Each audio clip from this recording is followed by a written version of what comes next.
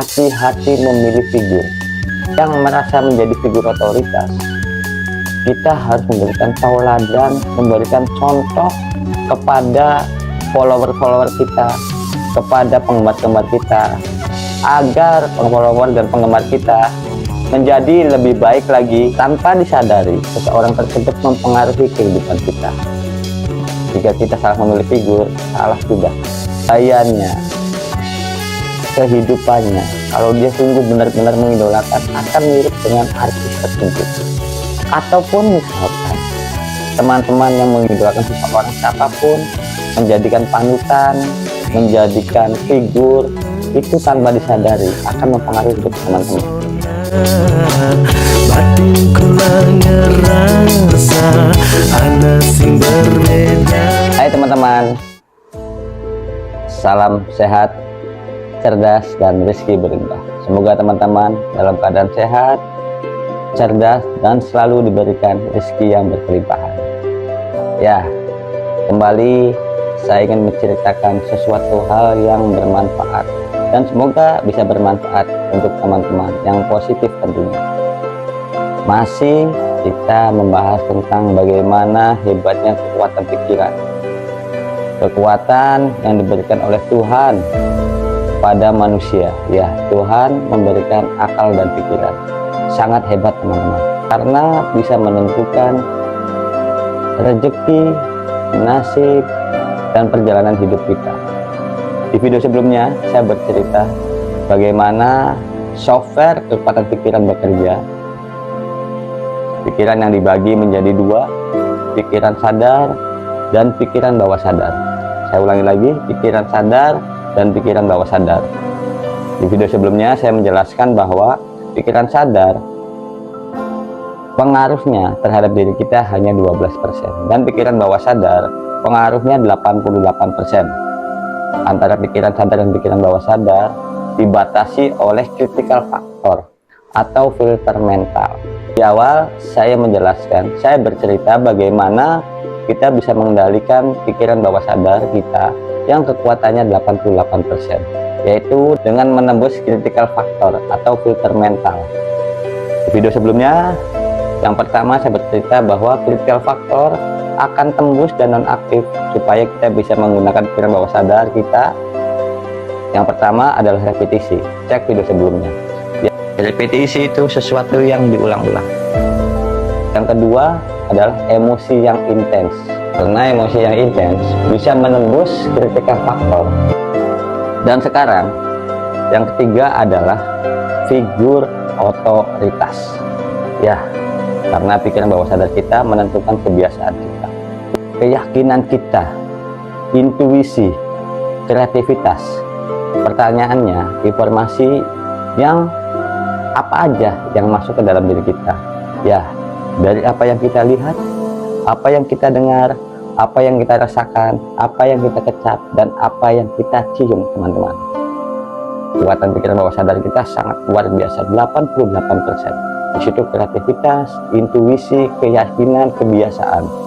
Di awal saya bilang bahwa kebiasaan kita menentukan karakter kita, dan karakter kita akan menentukan nasib kita. Ya, kita membahas adalah figur otoritas. Guru kita, seseorang yang dianggap kita menjadi figur tauladan kita.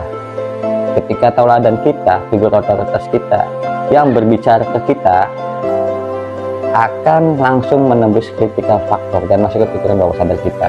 Contohnya, orang tua ke anak,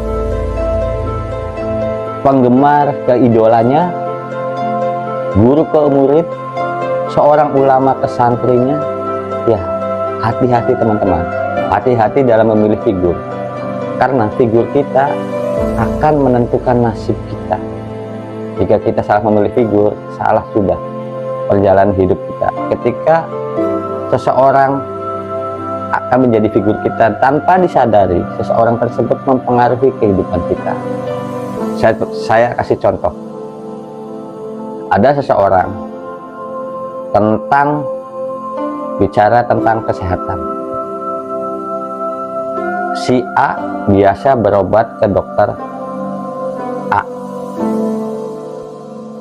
karena dia mempercayai dokter A. Suatu ketika dia sakit, dia berobat ke dokter A, dokter A-nya berhalangan, lagi keluar kota. Dia mencoba ke dokter B. Biasanya ke dokter A dia sembuh, dia nyaman, sekarang beralih ke dokter B. Padahal dokter B ini obat yang diberikan dengan dokter A itu sama. Tetapi pada saat ke dokter B, si pasien ini, si orang A ini tidak sembuh teman-teman. Dia harus berobat ke dokter A. Ya, pikiran kita juga adalah pabrik farmasi. Jadi ketika bisa menembus critical factor, pikiran bawah sadar kita juga mempunyai pabrik farmasi teman-teman. Mempunyai menghasilkan hormon yang dapat menyembuhkan kita. Kenapa dokter B nggak sembuh? Karena si A ini sudah menjadikan figur otoritas kepada dokter A. Jadi dia harus berobat ke dokter A. Bukan masalah obatnya, tapi ini adalah masalah informasi yang bisa menjadikan keyakinan dia untuk bisa menggunakan kekuatan dia 88% itu teman-teman. Ya, begitupun kita pernah melihat seseorang yang mengidolakan artis mungkin tanpa disadari gayanya, kehidupannya, kalau dia sungguh benar-benar mengidolakan akan mirip dengan artis tersebut. Ataupun misalkan teman-teman yang mengidolakan seseorang siapapun, menjadikan panutan, menjadikan figur, itu tanpa disadari akan mempengaruhi hidup teman-teman. Jadi yang sekarang dilakukan, hati-hati memilih figur. Dan bagi yang merasa menjadi figur otoritas, kita harus memberikan tauladan, memberikan contoh kepada follower-follower kita, kepada penggemar-penggemar kita, agar follower dan penggemar kita menjadi lebih baik lagi, menjadi baik seperti yang apa kita contohkan. Jadi teman-teman yang menjadi figur harus memberikan contoh yang baik. Begitupun kita jangan sampai salah memilih figur. Itu teman-teman. Saya ulangi lagi, hati-hati bagi siapapun yang menjadi figur, yang mempunyai anggota, mempunyai follower, tunjukkan sikap yang baik untuk memajukan si follower dan si penggemar tersebut. Begitupun kita, ketika kita mengidolakan seseorang, carilah idola yang baik, menjadi panutan yang benar untuk tujuan hidup yang benar, yaitu adalah menuju keselamatan dan kesuksesan di dunia dan di akhirat.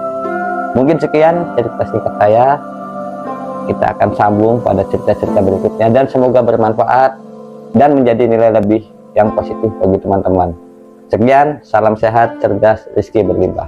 Wassalamualaikum warahmatullahi wabarakatuh.